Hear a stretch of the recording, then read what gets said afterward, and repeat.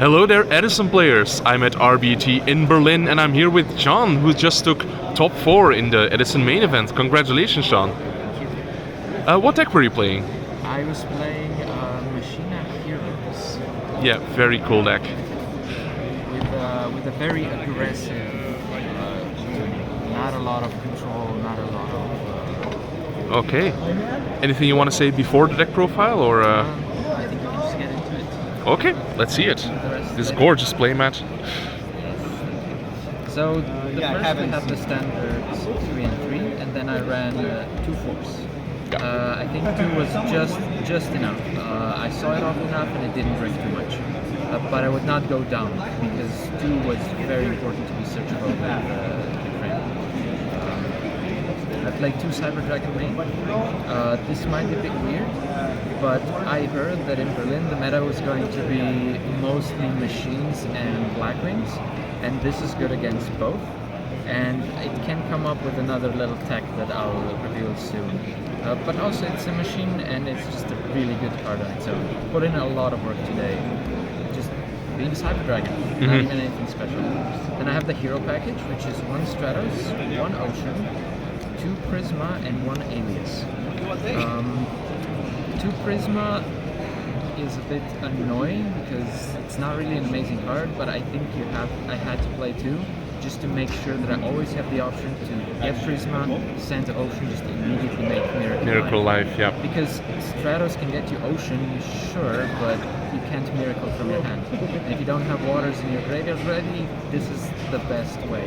And if one gets Bottomless, unfortunately the way it works in Edison, you can call Priority for the effect, but if it gets removed before it resolves, you don't get to reveal or send anything. Yep. So Priority is irrelevant with Prisma. So I wanted to, in case one gets Bottomless, they can still have very quick access to Miracle Fusion targets. And then we need more Waters, and I opted off for 2 Crystals here. There's a lot of debating whether I want an Ocean or more Crystals here, but this turned out to be pretty good. It did win me 1 game basically because you dig deep enough to get another machine so that I could get the Fortress going, and that just won me the game. Otherwise, I didn't see it that much all day, so it's hard to say whether this was exactly the right choice or not. Kind of a flexible slot. I did also side it out a lot. I do have other Waters to replace it with, but I did side it a lot, especially going second. It's a very slow card. No. But it's a cool card. Then I have 2 Kaias. Admittedly, 2 was sometimes kind of dead, but it also did win games. So in this deck, sometimes the right thing to do, sometimes not.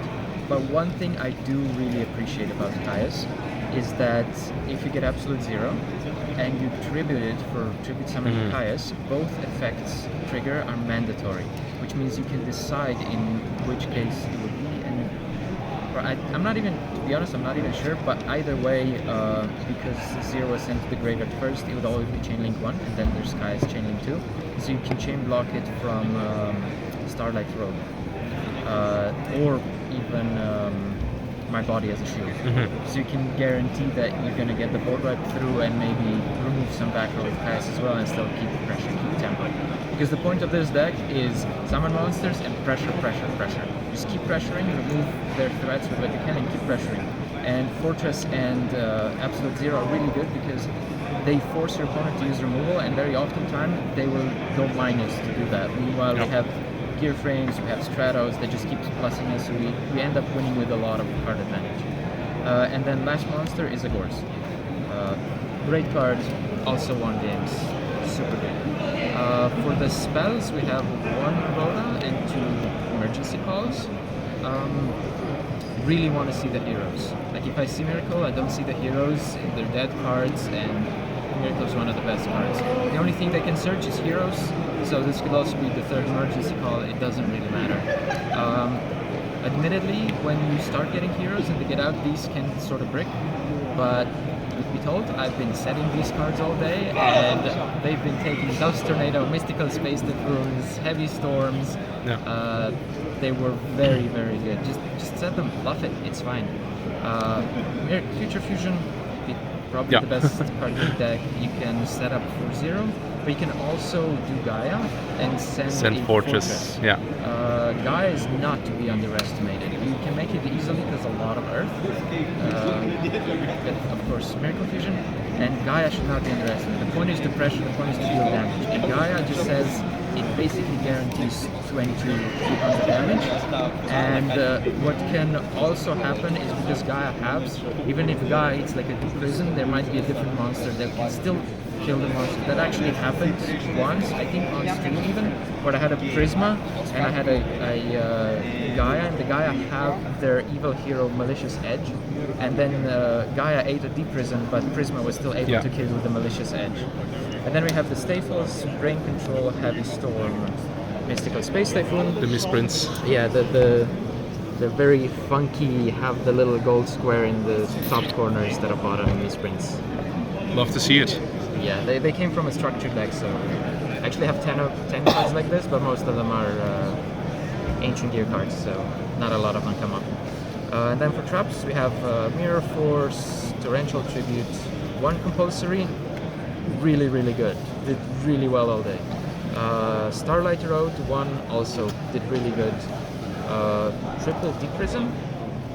This also constantly came up. I sided out quite a bit, but that just depends on the matchup. Yeah, you side out a common. Yeah, the common first, always the common first.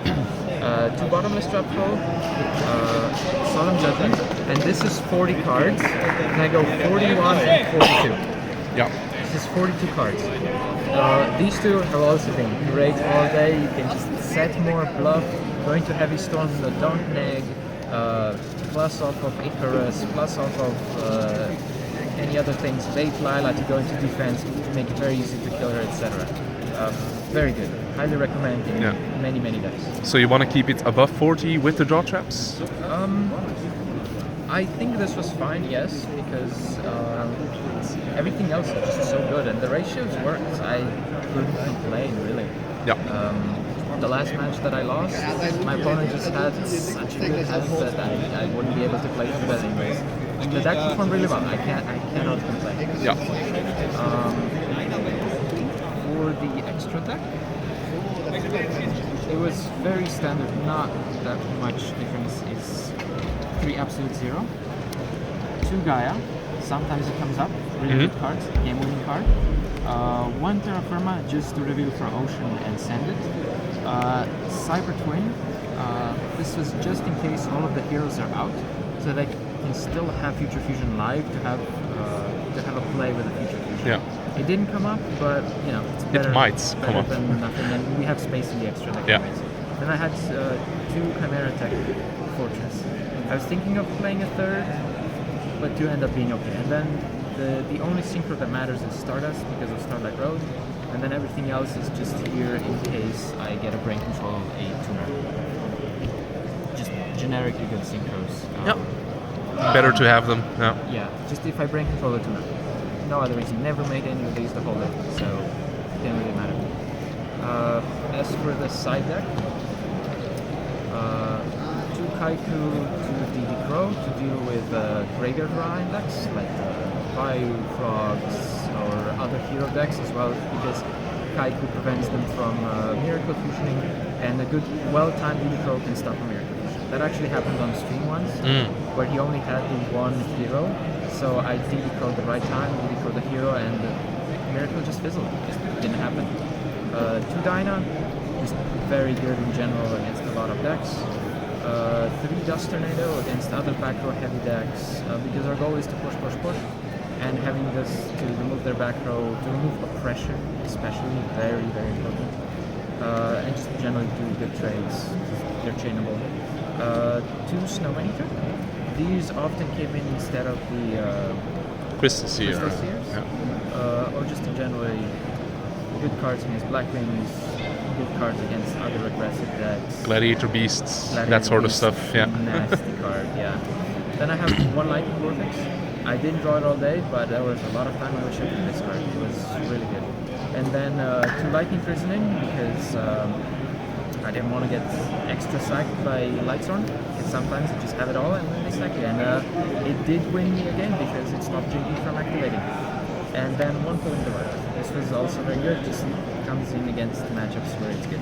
Yeah, it's good in the mirror. It's good in the mirror too. Yes. Okay. Good against frogs, gadgets, whatever. Sorry. Yeah. Yeah, and that's the deck. All right. Cool. Any shout-outs you want to give, or anything else about the deck? I would say overall I'm very happy with the performance of the deck. Of course, it's important to keep in mind that the deck is all about constantly keeping pressure. And sometimes you have to hold back, and sometimes you have to heavily commit. Because sometimes you will just steal games. And sometimes you don't have the right resources, you play through their back row slowly, and you force them to remove your cards. And when they do, they will usually end up either going 1-for-1 or negging, and this deck pluses a lot, and you just end up winning with card advantage. Especially because you have so much back row to remove their threats, and there's been even games where I played against my Fox, for example, they just ran out of threats. They played all 3 miracles, summoned all of the heroes, all of the monarchs they had, they just didn't have anything to push me with, and then I just slowly win with an alias. Just alias spoke called pop, and he just won. And that was it. Otherwise you just summon the 18 monster, and they're forced to commit or overcommit to get over it. Just slow pressure constantly. Other than that, yeah, I think I mostly covered what the deck does.